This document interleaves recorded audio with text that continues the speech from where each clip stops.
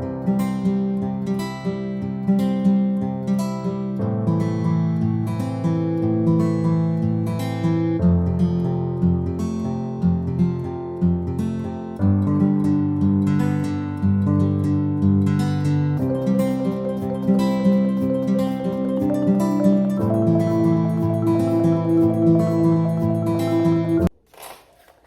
guys, and welcome back to my channel. My name is Tele, and thank you for tuning in, guys. If you are new to my channel, please drop me a comment below, say hi, subscribe, and hit that notification bell.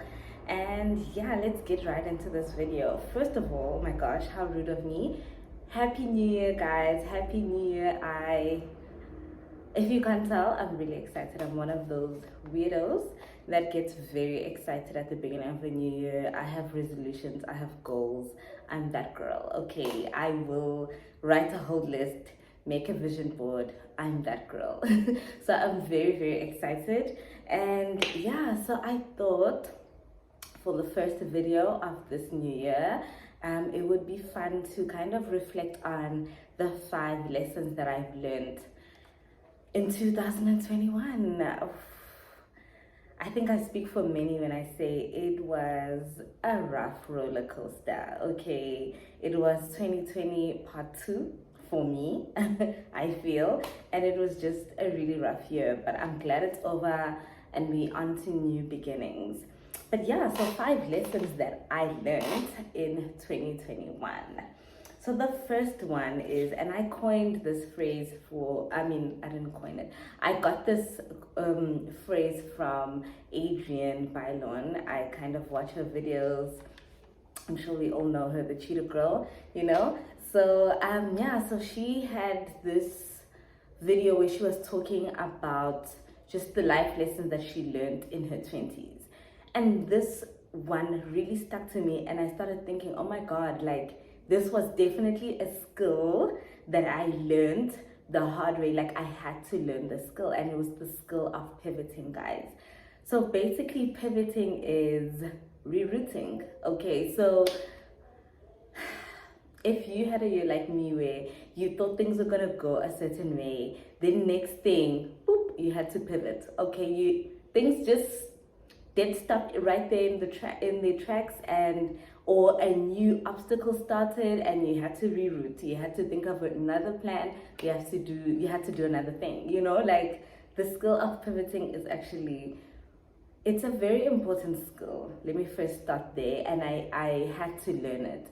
And I will say one thing about pivoting is it's so important because most of the time, for example, stop Siri. Most of the time, for example, for myself, if something didn't go the way that I planned it to go, or I really expected and I really wanted something, and then all of a sudden I didn't get it, it would send me into a really bad space. Like, I would get very sad about it, very, like, just not in a good headspace, you see. And I think obviously you can't not have those emotions, but I think the important thing is to be in that moment, be in those emotions, be in that mental state, but have a deadline. Like, okay, today I'm really sad.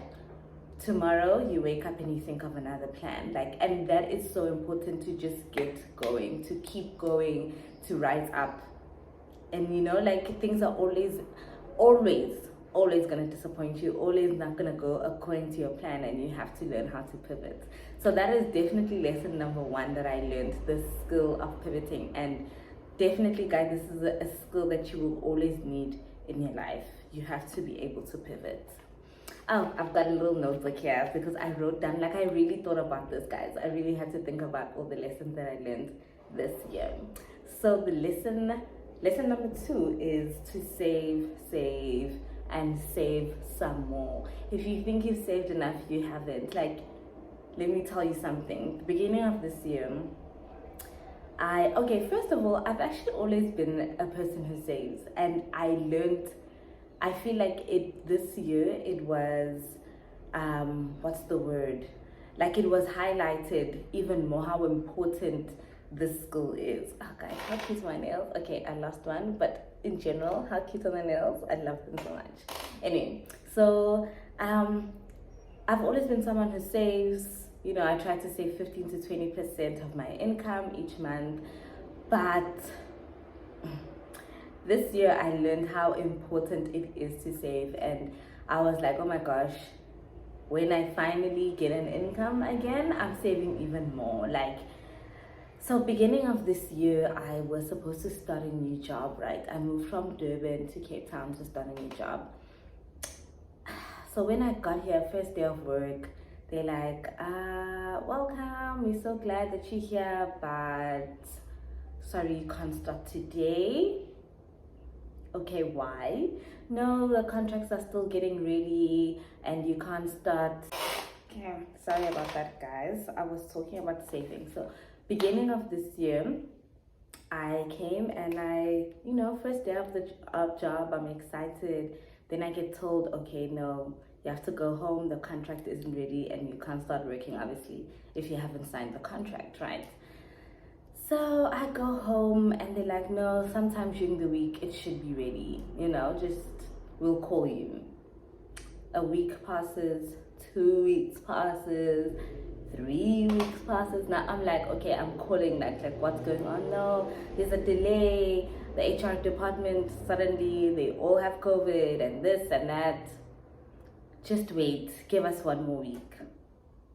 A month passes. Now it's been a month. I'm in a new city. I need new furniture. I need a deposit for the apartment. There's a whole lot of things that I need. Okay. And I'm in a new city. No family. It's just me. Okay. And my boyfriend's also in the same city, but it really is just me. So then I was like, okay, cool. And then at that point, I had to now start dipping into my savings, right? The amount of money that I'd saved to move, obviously I had finished that now. It's been a month. I expected to get a salary. And then now I had to start dipping into my savings. And I kid you not, guys, it literally took 2.5 months for me to start working and another 2.5 months for me to get my first paycheck. So 5 months without any source of income. 5 months. I have a car, okay, I have an apartment, it's my first time renting. Okay, when I say I could not thank myself enough for saving the past 2 years. Yeah, guys, I cannot stress this enough.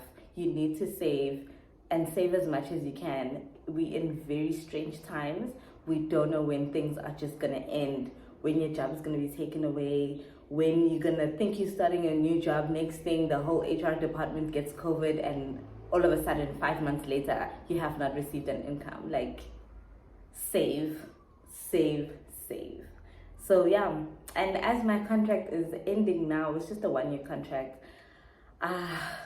Again, I'm starting to get a little bit anxious. I'm hoping it's not a repeat of 2021, please, Lord, no. But anyway, yeah, just save, guys. That's so important. That's definitely an important lesson that I learned in 2021. I knew you had to save, but whoa, you need to save. You need to be able to sustain your life. And I always thought in my head, oh, you need to be able to at least sustain your life for 2 months. I never in my wildest dreams thought I need to be able to sustain my life for 5 months. That is crazy. It's crazy, but you have to be ready for anything. And yeah, so my third lesson is, even though you have to save, please do spoil yourself. Please spoil yourself. Life is too short. Please spoil yourself, guys. I was one of those people where I was very budget conscious. I needed to, everything needs to go according to budget, which it does. You need to save, you need to pay off your expenses, you need to know where your money is going. But I never actually accounted for money to spoil myself. It just felt weird to put a certain amount of money away to spoil myself. But that is actually so important. It's important you work very hard. We all work very hard, and you have to be able to spoil yourself. It has to be all worth it. You know, it can't just be all for a rainy day or for your expenses or for your family, for your children, for whatever. You have to spoil yourself. You have to think of yourself. If doing your nails, your eyelashes, your hair, whatever that's what you want, that's what you feel makes you satisfied and gets you up to go to work, then you do it. You do it every single month and you do it all the time because you deserve it, you know? But yeah, so definitely spoil yourself, but at the same time, don't make crazy luxury purchases that you are not ready for. That is important. If you want a luxury purchase, then rather save for it. Rather go, okay, instead of spoiling myself every month, I would rather save this money, and in 4 months' time, I want this specific expensive thing, you know? But like, definitely spoil yourself, but don't go crazy. The fourth lesson that I learned is mental health is so important, guys. Like, it's so important. Like, I feel like so many of us get stuck in the whole black woman narrative, you know, like this thing of, you know, you're a strong black woman, you can withstand anything, you know, like, no. You are a woman, you happen to be black.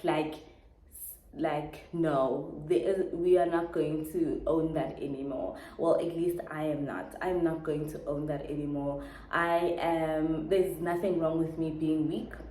I'm happy to be weak. I don't want to be going through the most, tolerating the most, and putting my mental health in jeopardy just because I have to withstand all these crazy things. And it's not just like, it's not like I guess sometimes it is a societal pressure, but most of the time I feel like it's a learned behavior. Like, for example, most of us were raised by strong black women who have withstood the craziest circumstances and still risen above it and pushed and raised their kids by themselves and did this and did that. And it's like, I'm sorry that my mom had to go through that. That's horrible. I'm sorry that she had to go through that, but I don't want to have to go through those things. I don't want to keep pushing because I have to be the strong person. It's okay to break down. It's okay to be like, no, actually this is way above me, I need help. Or just be like, I need a time out. Like, I've been going through too much. Like, I need to just lie in bed and cry. That's all I want to do. And no one should expect me to rise up tomorrow. Like, if I need another day to lie down and just deal with myself, deal with my mental health, that's okay. And if I want to call in a therapist, if I want to get in a psychiatrist, all of that, a psychologist, that is okay. It's okay. It's okay. It doesn't mean you're weak even. But if it is seen as weakness in other people's eyes, I'm okay with being weak. That's literally, I feel that's like a big lesson that I had to learn, especially in the beginning of the year, where I really struggled with my mental health. Obviously, I was going through a lot. Like I told you guys, I didn't have an income, didn't have a job. Then I got a job, I didn't get an income. And I was in a new city, without family, without friends. Like, there was a lot going on. And I had to deal with my mental health. And I was like, you know, a lot of people are like, no, you've got to be strong. You've got to push through. You've got this. And it's like, okay, sure. Thank you guys for that. Thanks for trying to, you know, toughen me up and keep me strong. But actually, I just want to be weak and cry. I just want to acknowledge that I'm in this really sucky situation and that I did not anticipate, and it's okay that I'm not doing well in it. Like, that's how I feel like that's important. And so many of us like ignore or like are afraid to be in that weakness because we've been told this narrative that we have to stick through. Like, we have to push, we have to show up, we have to look like we have it all together. We can't just cry, we can't just, you understand? Like, no. I, for one, am putting my mental health first from now on. Like, yeah, if it is that, if I do feel like I need to cry, if I do feel like I need to be by myself, If I do feel like I'm not okay today, like I can't face the world, that's also okay. And if I feel like I need help, that's also okay.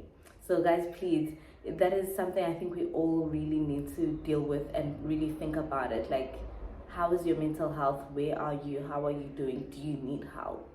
And it's okay if you do. But yeah, so that's definitely the fourth lesson for me. Put your mental health first. And this whole black woman narrative can miss me. I can't. I'm fine. I'm fine with being weak. I'm fine with being weak. If it means me dealing with my mental health as being weak, I am okay with that. Yeah. And the fifth lesson is invest in yourself. Like, guys, invest in yourself. Invest in yourself. I feel like in South Africa, the common economy is just dwindling. And it's just important to invest in yourself, invest in different skills, invest in, like, don't be so stuck in your one career. Definitely have options. Definitely invest in yourself in the sense of doing courses, upgrading, doing certain things to make sure that you are employable as possible in these times. And also just like do other things that invest in yourself, like who you are. Exercise, eating healthy. I'm speaking to myself.